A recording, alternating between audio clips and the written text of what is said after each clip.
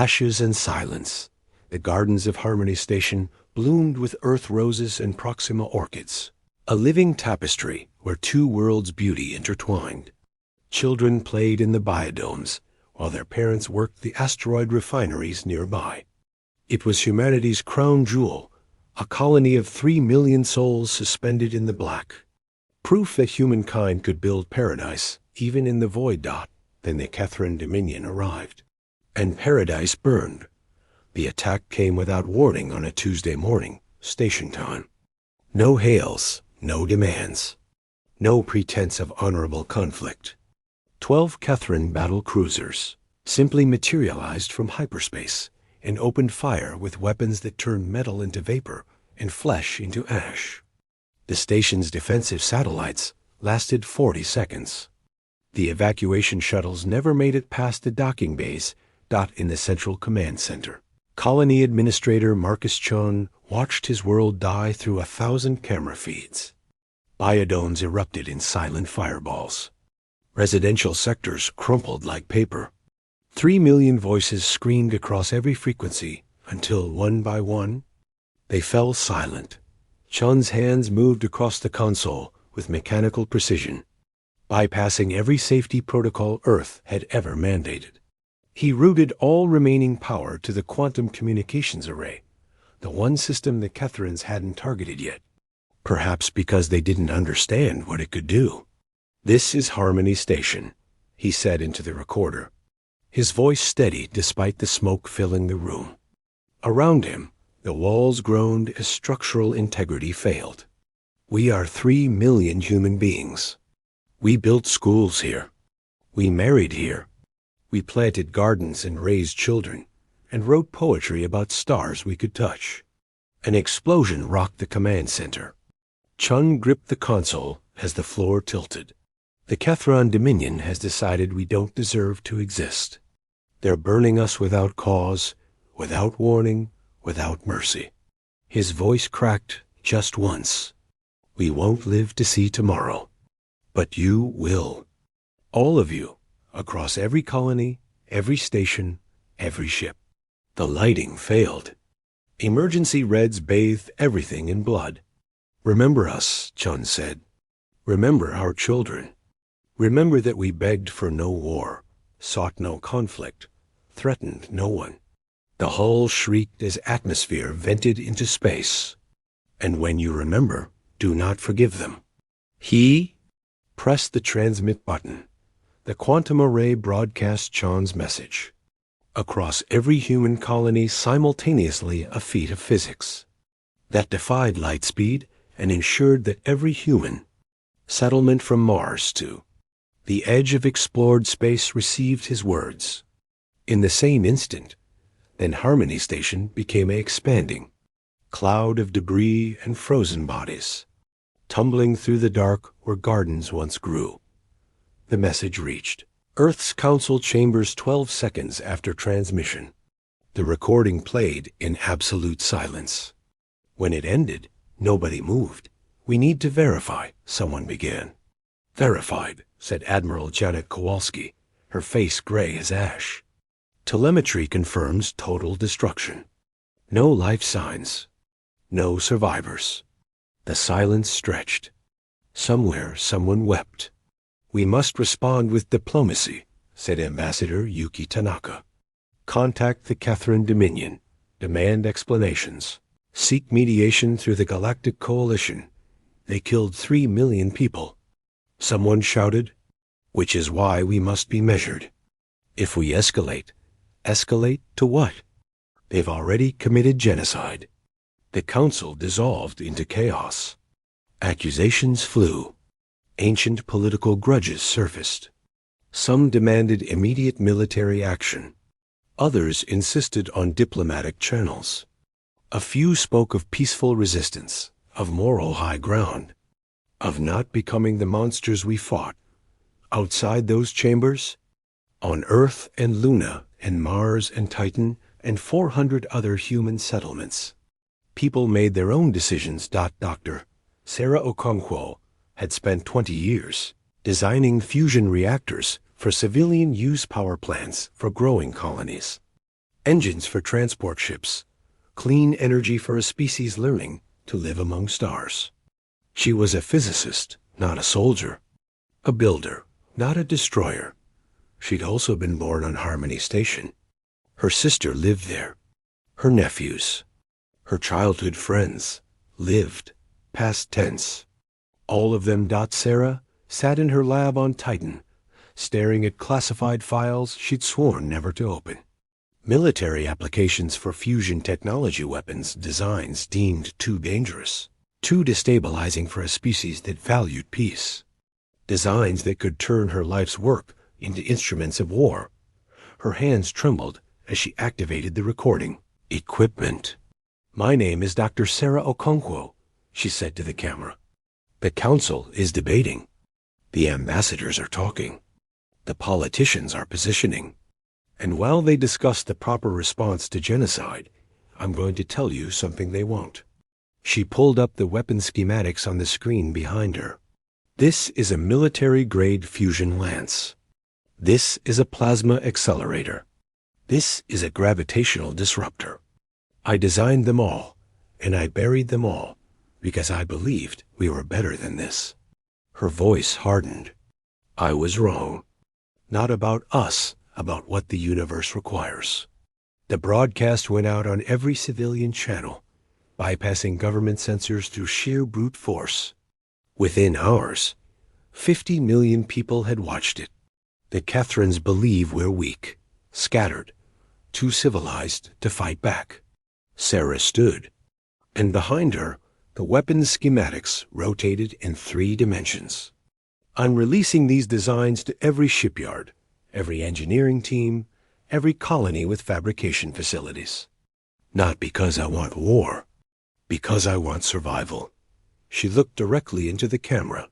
"The council will debate for months. The diplomats will write strongly worded letters. And while they do, we're going to build what we need to ensure no one ever burns our children again." The transmission ended. Within 24 hours, shipyards on Mars began retooling production lines. Engineers on Europa started requisitioning materials.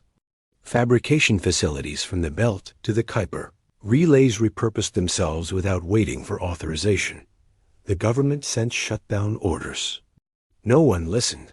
6 months after Harmony Station died, the first ship rolled out of the Olympus Mons shipyards. It wasn't elegant. It wasn't meant to be. 2 kilometers of weapons, armor, and engines designed for one purpose: to make sure what happened to Harmony never happened again. They called it Remembrance. 3 more ships launched that week. Then 10. Then 50. Earth's government finally stopped debating and started coordinating, because the alternative was losing all control entirely. Resources flowed from every human world. Scientists shared research without patents or profit. Miners worked triple shifts. Fabricators ran 24 hours every day. Without pause. The galaxy noticed. The Galactic Coalition sent observers who reported back with confusion. Humanity was building warships at a rate that shouldn't be possible. Their industrial output had increased by factors that violated economic models. They were spending resources that should have bankrupted them 5 times over. What are they building toward? Ask the coalition analysts. Nobody knew. Humanity wasn't talking. Human diplomats stopped attending coalition sessions. Human traders conducted business in cold silence, fulfilling contracts but refusing all small talk, all social pleasantries. All the lubricants of galactic civilization in the silent shipyards above Mars. Remembrance was joined by Never Again and Shun's Promise and Garden's End. Then hundreds more. Then thousands. The Cathran Dominion, when asked about Harmony Station, claimed it had been a military target. That intelligence indicated weapons development. That humanity had posed a threat. Humanity didn't respond to the accusations. They just kept building. By the end of the 2nd year, the galaxy's intelligence services estimated humanity had constructed perhaps 50,000 warships and Impossible number achieved through impossible. Means dot, they were off by a factor of 10 dot as the third anniversary of Harmony Station's destruction approached. Admiral Kowalski stood before what had once been Earth's Peace Council and was now simply called Command. "The fleet is ready," she said. 500,000 ships. 500,000 dreadnoughts. Humanity had transformed every resource, every innovation, every ounce of grief into the largest armada in galactic history. "Sir," asked a junior officer, "what do we do if they surrender immediately?" Admiral Kowalski looked at the hologram of the fleet, a river of steel that stretched across light years. Every ship named for someone who died on Harmony Station. "Then we accept," she said quietly, "and we make sure everyone in this galaxy understands exactly what it costs to make humanity build something like this." The fleet began its journey.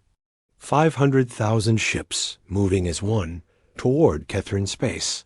The universe held its breath. When stars go dark, the Kethrin homeworld of Kiethazar gleamed like a jewel in the void, a planet of crimson oceans and silver cities, home to 12 billion souls who had never known conquest, never feared invasion.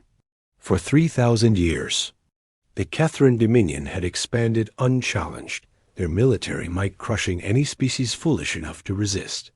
On the third anniversary of Harmony Station's destruction, they held a parade.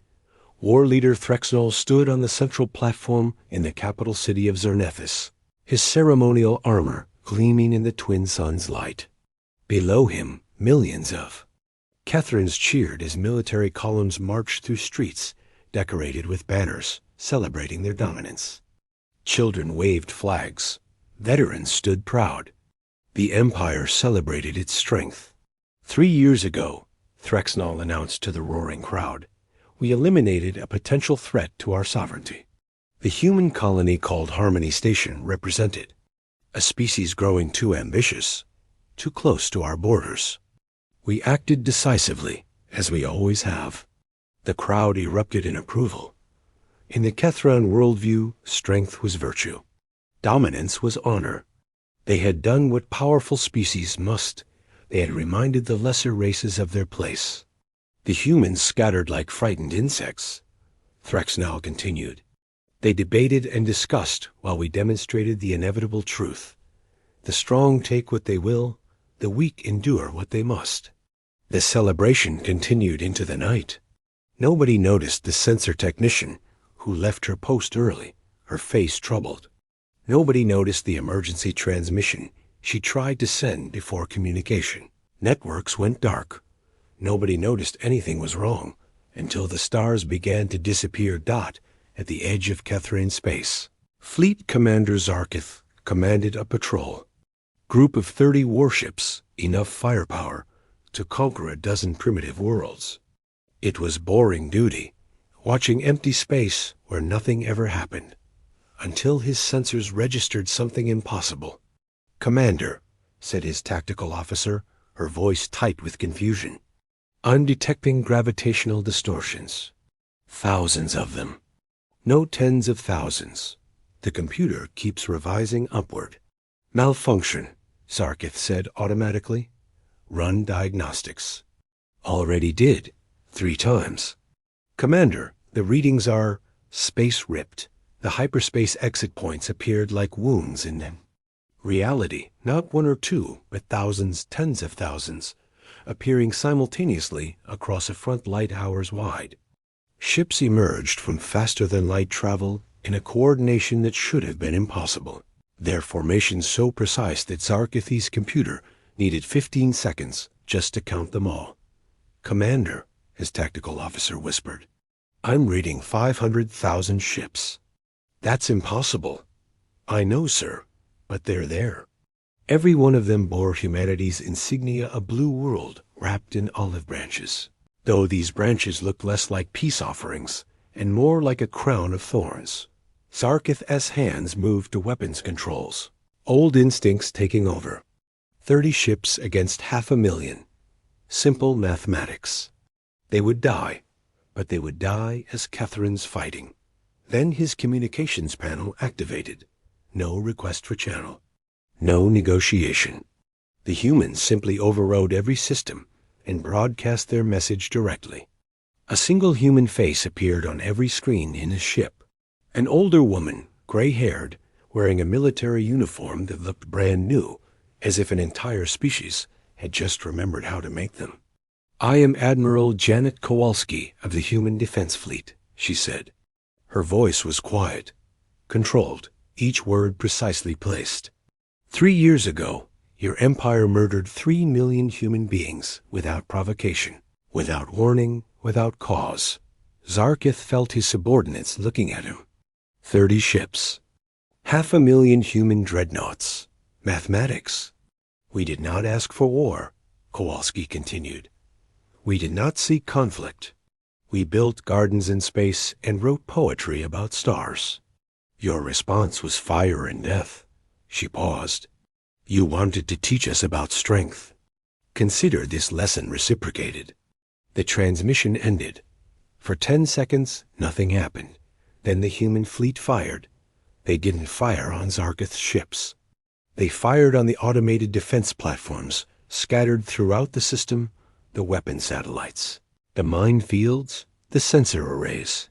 Hundreds of thousands of targeting beams lanced out with surgical precision, each one eliminating a military asset with mathematical efficiency in 40 seconds. The Kethran military infrastructure in the outer system simply ceased to exist. Zarkith's 30 ships sat untouched, watching the dismantling of an empire's defenses with the clinical precision of a surgeon removing a cancer dot. His communications officer spoke, her voice barely audible. "Commander, they're broadcasting. Not to us, to everyone." She was right. The human transmission wasn't encrypted, wasn't narrowcast. It radiated on every frequency, in every galactic language, ensuring that every species with a radio telescope would hear humanity's declaration. "People of the galaxy," Admiral Kowalski said, "for 3 years we have been silent. Many of you thought us weak. Some thought us broken. A few thought us extinct. You were wrong on all counts. The human fleet advanced, moving in formation so tight that it looked less like individual ships and more like a single organism of metal and fire. We built this fleet for one purpose: to ensure that what happened to Harmony Station never happens again. Not to us. Not to anyone." Kowalski's face filled 1 billion screens across 100 worlds. "We are not here for conquest. We are not here for domination. We are here for accountability."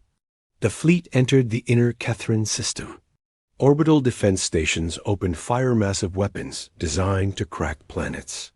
The human ships absorbed the damage with shields that flickered and held. Return fire was precise, targeted, devastating. Every Kethran military installation was destroyed. Every civilian structure remained untouched. "We offer the Kethran Dominion one opportunity for surrender," Kowalski said. "Power down all military vessels. Evacuate all military personnel from civilian zones. Prepare to face justice for the crime of genocide." On Keth Azur, war leader Threxnell watched the sky fill with human ships and remembered his speech from that morning about strength and dominance. The words tasted like ash now. "Scramble all defense forces," he ordered. "Every ship, every soldier, every sir," his second-in-command interrupted. "We have 8,000 warships. They have 500,000.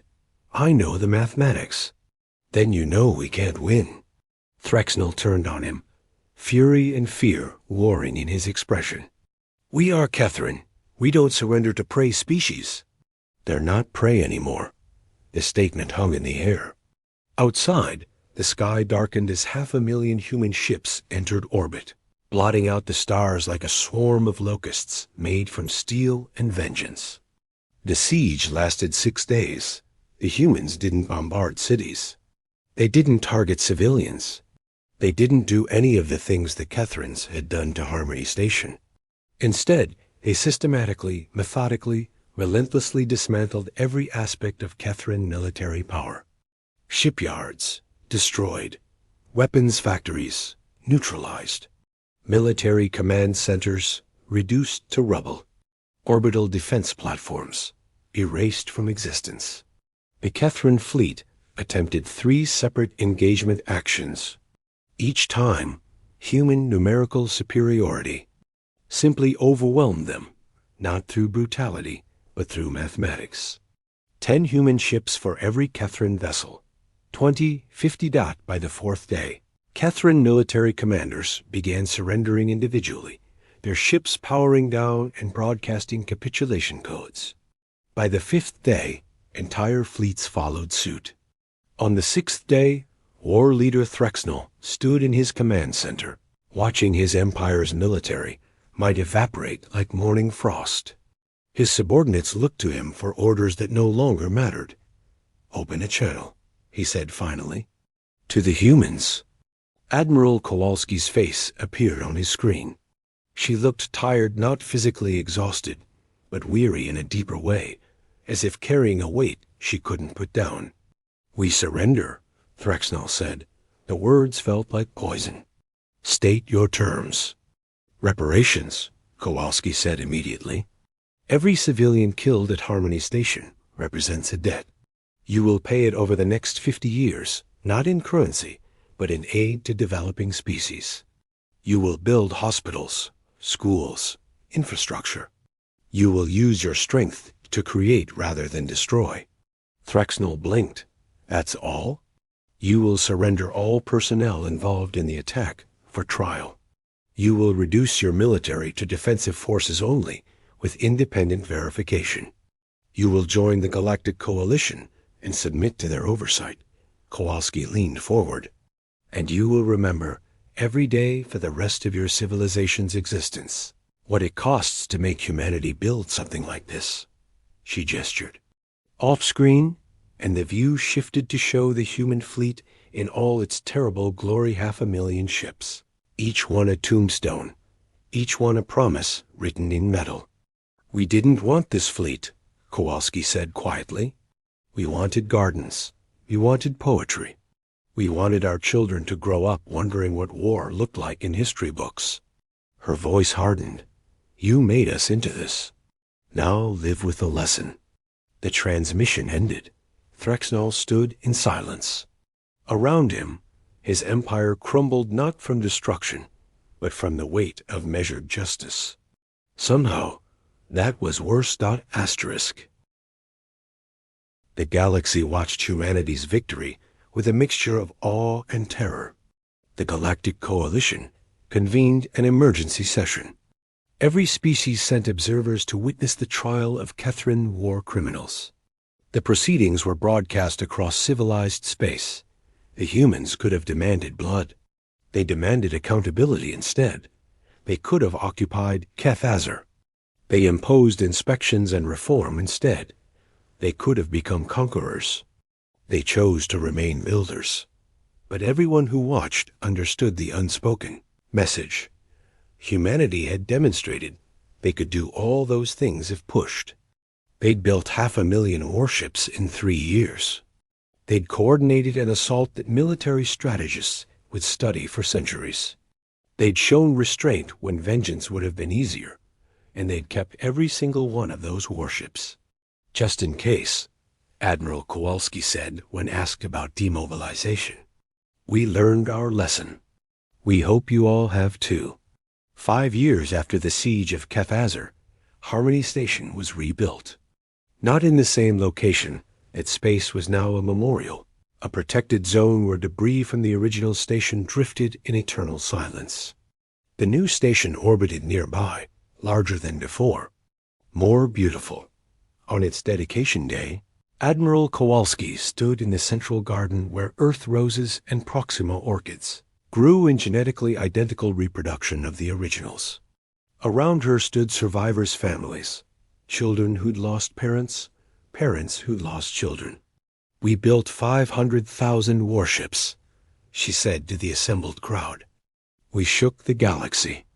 We made empires tremble. And all of it, every ship, every weapon, every moment of that terrible fleet existed for one purpose, so that this garden could bloom again. She touched a rose petal, its red deep as blood, soft as a memory. We are still builders, Kowalski continued. Still poets. Still people who want to plant gardens in the void. But now everyone knows that if you burn our gardens, we will move the heavens themselves to ensure justice. She looked up at the stars beyond the dome. We didn't want to be feared. We wanted to be left in peace. She smiled, sad and tired and infinitely weary. But we'll take respect instead. The ceremony ended as the station's clocks chimed, marking exactly 3 years since the siege ended. Throughout human space, on every colony and station and ship, people observed a moment of silence. Then they went back to their gardens, because that's what humanity did. They built beautiful things. Even in the shadow of ships they prayed they'd never need to use again. The 500,000 warships remained in orbit around Earth and Mars and Titan, maintained and ready. Not as a threat, not as a promise. Never again. Asterisk.